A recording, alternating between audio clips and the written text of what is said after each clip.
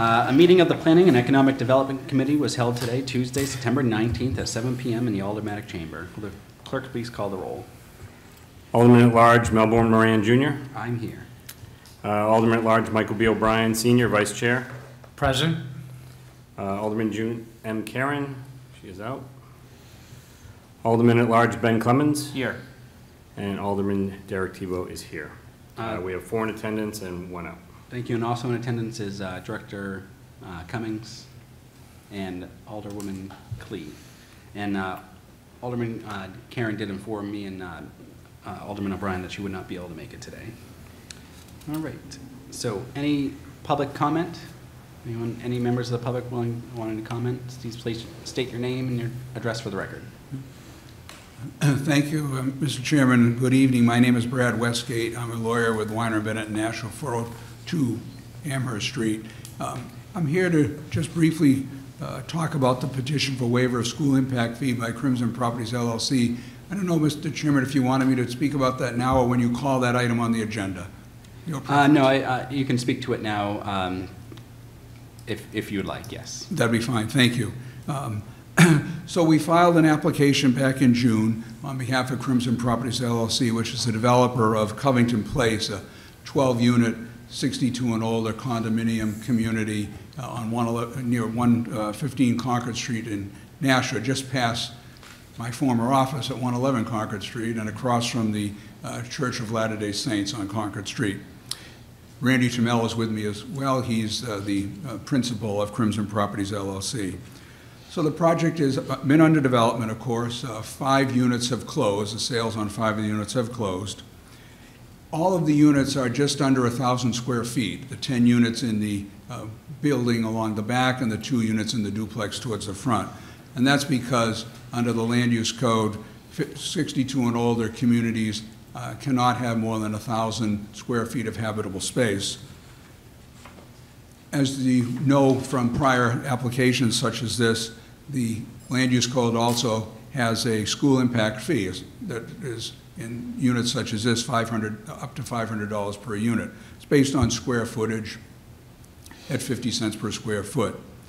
However, there's a waiver provision in the land use code which states that, this is section 190.85 of the land use code, it notes in pertinent part that impact fees may be waived, that is the school impact fee, if the new development consists of elderly housing which can reasonably be expected not to require additional educational facilities. So the fee that is typically imposed on, say, a normal single-family development is for capital improvements, essentially, for the school system. This doesn't have any impact on the regular tax rate that these units will pay. These units will pay their allocable share of the ordinary real estate taxes that everyone else pays that go towards the school system. It's this capital improvement concept that the impact fee generates. 1 minute. So in closing, we would think that in a situation like this, which is a 62 and older community, all residents must be 62 and older. So therefore, it's not only just reasonably expected that this community wouldn't generate school-age kids. In effect, they can't generate school-age kids because of the 62 and older requirement for residents. So we respectfully request that this committee grant a favorable recommendation to the full board. We note that the planning board, when it considered this, did unanimously grant a favorable recommendation. Thank you, Mr. Chairman. Thank you. It's an odd series of events. Discussion, but let's take things out of order. Communications. We have communication from Sam Durfee, Planning Director, regarding a referral from the Board of Aldermen on a petition for waiver of school impact fees for Covington Place, a condominium community 2-21 Sutton Way. There being no objection, I will accept the communication and place it on file. Petitions? I'd like to make a motion for final passage to grant and deny the petition for waiver of school impact fees, Covington Place, a condominium community, 2-21 Sutton Way. Is there discussion on the motion? Alderman Clemens. Can you clarify the motion? Is it to grant or deny it? Oh, it's, sorry, it's to grant it. Okay, thank you. Any further discussion? All right. Alderman Clee. Yes, this did come in front of the planning board, and it was unanimous vote to waive these impact fees. And it's been pretty common practice throughout the city. And if you look at the document that's part of the agenda and look at item number, I think, 8, it even speaks to the RSA that specifically states that based on RSA 354-A:15, Roman numeral 8A2, this housing is intended for and solely occupied by persons 62 years of age or older, and accordingly, school children are prohibited from residing in this community. So therefore, they would not be impacting the schools and so on. I'm never happy with an age-restricted property, but this is as it is, and I do hope that you do look favorably upon it, as the planning board did. Thank you. Any further discussion? Alderman Clemmons and Alderman Tebow. Yeah, as the previous speaker stated, that this is common practice for the board. Whenever there is 55-plus housing that comes before this board, we often see a request for the waiver of that impact fee, and it is customary that we do that. Alderman Tebow. Thank you, Mr. Chairman. Yeah, I mean, I agree with it too. It makes sense based on, you know, what we've done before in the past, and I see no reason to deny it. So. Any further discussion?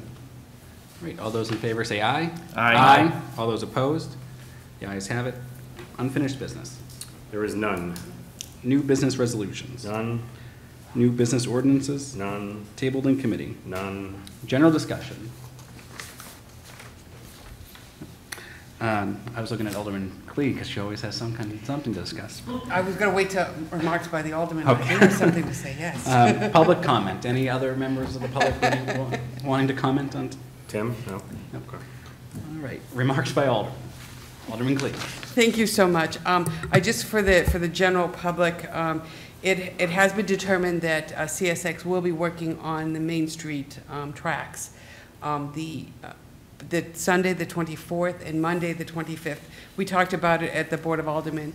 It's going to be closing the road within that area, which will have an impact on Franklin Street. It will have an impact possibly on Pearson, Water Street, and so on. So I've sent messages out, and I've gotten some very interesting emails back. The people at Franklin Street, because of the school being there, were saying, how are we going to get there? I suggested that they come off Amherst Street to Fairmont and in through that way, or through Auburn Street and so on. I had somebody who works at the library who sent me a message saying, you know, I'm coming from Milford, how do I do it? I suggested come down Amherst Street, get onto the Everett Turnpike, come down Kinsley Street, exit 5. And I would suggest going straight across Main Street, down Spring, Temple. Their parking is in the back. So where Pearson is probably going to be closed, they'll have to go through that little lot.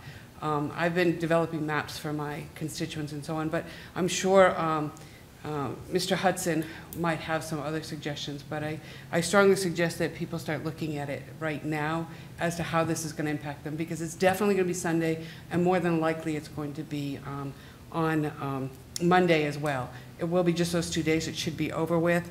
The other issue is for those that live at the Jackson Falls condominiums.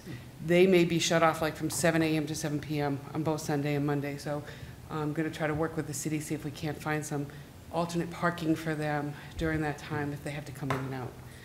So just for the public, I want to get this out, and I hope the alderman help push it out too. So thank you. There's always the expressway over in Broad Street if you want to take a little. And yes, they could come that way around Walnut back onto Main Street and so on, like through High Street. But until West Pearl is turned upside down, I think it's easier just to go down Kinsley and come up Elm or Main Street. I think that might be the easiest for people who don't know those ways yet. Alderman Clemmons and Alderman O'Brien. Yeah, I would hope that the city in conjunction with the rail company is going to put out press releases to WMUR and the Union Leader, National Telegraph, get this out there, because if we don't do that, then it's going to create chaos. Director Cummings, do you know if the city's done anything like that? If I may. Yes, of course, yes. Yes, Tim Cummings for the record, Director of Admin Services. So what you're hearing about is hot off the presses. It just came about today. There is a About 2 hours ago. yeah, there will be a communication plan that will be executed.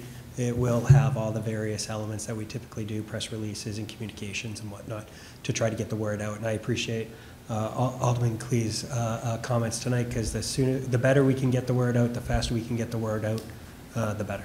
Great, thank you, Director. Alderman O'Brien. Yeah, I just wanted to say kudos to Alderman Klee and company. I've been a state rep 8 terms, 16 years. I was chair, vice chair of the Transportation Committee, which means I had the distinct honor to butt heads with Pan Am Railroad, which now CSX now has taken them over.